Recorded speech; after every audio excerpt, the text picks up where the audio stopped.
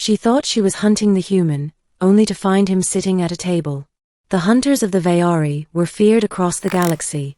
Tall, sinewy, with scales that shimmered like oil under twin suns, they could stalk prey through vacuum itself if given a trail. To the Vayari, hunting was more than survival, it was proof of existence. Victories were carved into their skin as tattoos of conquest. And so when Commander Trellis accepted her assignment, she believed it would be like all others, hunt the human, eliminate him, and return to her war clan in glory. But this hunt would be different. The hunt begins. The target's name was whispered through military briefings and intelligence reports, Adrian Holt. A human soldier turned fugitive, accused of stealing experimental data cores from both the Vayari war clans and the Interstellar Council. Trellis had read his dossier carefully. Humans were not remarkable in strength or endurance compared to her kind, but they had a maddening adaptability. They improvised, survived in toxic worlds, and had a reputation for turning hopeless battles into victories. She didn't understand them. To the Vayari, war was clean hunt, strike, kill. Humans muddied it with tricks, compassion, and chaos. The reports placed him on the abandoned mining colony of Rathion 6, a moon whose atmosphere was barely breathable even for humans. Perfect. No interference, no civilians.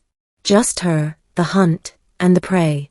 Her warship, Claw of Silence, descended in orbit. She stepped into her exosuit, its armor plates shifting to align with her scales. Her claws extended with a hiss as the suit systems came online. He is clever, her second-in-command warned. Do not underestimate him. Trellis bared her teeth. He is human. Cleverness is not enough. I will carve his defeat into my skin. She dropped from orbit in a silent pod, landing amid the rusted skeletal remains of mining towers. The moon stretched in endless plains of blackened stone, dotted with derelict refineries and collapsed tunnels. She activated her visor, tracking footprints. Human. Fresh. She smiled. The hunt had begun. The unexpected prey. Hours passed as she stalked through the ruins. Holt moved quickly, but his trail was obvious. Scuffed boots, displaced rocks, even the faint heat signature of a campfire that had been extinguished not long before her arrival. Sloppy, she thought. Humans were supposed to be unpredictable, yet here he was leaving signs as though he wanted her to follow. She moved into a collapsed refinery, the air thick with dust. Her visor pinged, a life form ahead. Quietly, she climbed the jagged scaffolding, perching like a shadow. There he was. Adrian Holt. He was sitting at a rusted table inside the ruins, one leg crossed over the other, a faint smile tugging at his lips. In front of him sat 2 tin cups and a cracked thermos steaming with some liquid. Trellis froze. He wasn't running. He wasn't hiding. He was waiting. As if he knew she'd arrive. Commander Trellis, I presume, he said without looking up. His voice carried easily in the still air. I hoped they'd send you. You're the best they have, aren't you? Her claws tightened on the beam. You should run while you can, human. He laughed lightly. Oh, I think we're past running. Why don't you come sit? I poured you a drink. Can't promise it's strong enough for your species, but it's warm. Her mind raced. No prey behaved this way. This wasn't a trap in the conventional sense. No explosives, no drones, no weapon aimed at her. He was just sitting. With deliberate caution, she dropped from her perch and approached. Her armor's claws scraped against the stone as she drew near. You mock me with this ritual? She hissed. He shrugged. Depends how you look at it. Maybe I'm offering peace before the end. Maybe I just don't like dying without a conversation. She sat, lowering herself across from him, her massive frame dwarfing his. The table creaked under her weight. Her eyes stayed locked on his hands. One wrong move and his throat would be open. He slid the steaming cup toward her. Against her better judgment, she sniffed it. Bitter. Human stimulant. Coffee. You know why I'm here, she growled. To kill me, he said simply. But before you do, don't you want to know why I let you find me so easily? The revelation, truth behind the hunt. Trelias S. narrowed her eyes. Speak. Your words will not save you. Maybe not. But they might damn you. He leaned forward, lowering his voice. The data cores I stole, they weren't for me. They weren't even for humanity. They were about the Vayari. Her scales bristled. Lies. Not lies. Proof. He tapped the table. Your high clans aren't telling you the whole story. Do you know what those cores contained? Genetic records. History. Evidence of alterations. Tres S. snarled, but a flicker of doubt crept in. Alterations? Adrian's gaze was steady. Your people weren't always hunters. They were made into hunters. By the same council that now fears you. You've been fighting wars that were engineered long before either of us were born. She slammed her clawed fist onto the table, splintering its edge. Deception. You think to weaken me with words. But even as she said it, her thoughts betrayed her. The Vayari had legends, old songs of a time when they were builders, not killers. When their scales shone not with blood but with light. Those stories had been forbidden, dismissed as fables.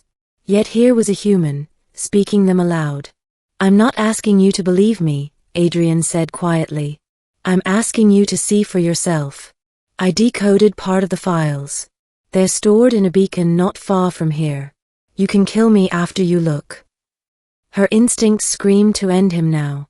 A clean strike, honor preserved, doubt silenced. But something else gnawed at her.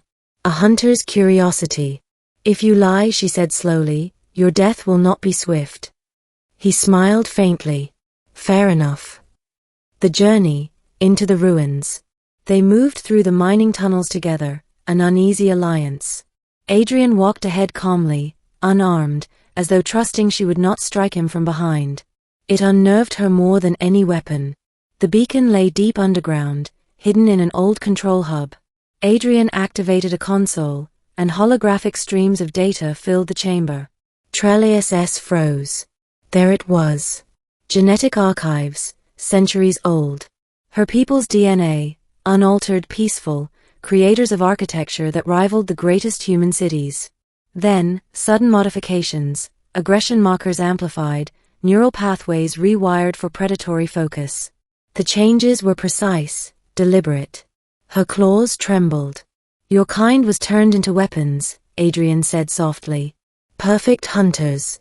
The council feared another rival like humanity, so they made sure your evolution served their wars instead of your own destiny.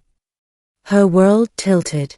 The honor of the hunt, the pride of her clan, all the battles she had fought, it was all manufactured. No, she whispered, but the evidence glared back. He stepped closer. I'm not your prey, Trelias S. I'm your ally. I want to expose them. But I can't do it alone. If you kill me now, the truth dies here. If you let me live, maybe we can change something. The climax, choice of the hunter. Her entire being rebelled. The Vayari way was clear, the hunt ends in blood. But now, blood felt hollow. If everything she believed was false, then what was honor? Adrian met her gaze without fear. So what will it be, Commander? Am I your prey, or your partner? Her claws hovered inches from his throat. She could feel his pulse, steady despite the danger. At last, she withdrew her hand. If your words are true, then our war is a lie. I will not add another false scar to my skin. Relief flickered in his eyes, but she added coldly, but know this, human, if you betray me, I will finish this hunt without hesitation. He nodded. Fair enough. Then let's start a new kind of hunt. The ending, a different path. They emerged from the tunnels into the pale light of Rathion 6. The abandoned colony stretched before them, no longer a battlefield but a threshold. For the first time, Trelias S. felt the weight of choice heavier than any prey. She was no longer the hunter following orders, nor the prey of deception. She was something else. Beside her, Adrian Holt stood not as quarry, but as an equal. Where will we go? She asked. Somewhere the council can't reach us, he said. Then we tell the galaxy the truth. She bared her teeth, not in threat, but in something almost like a smile. The hunt was over. But the war for truth had just begun.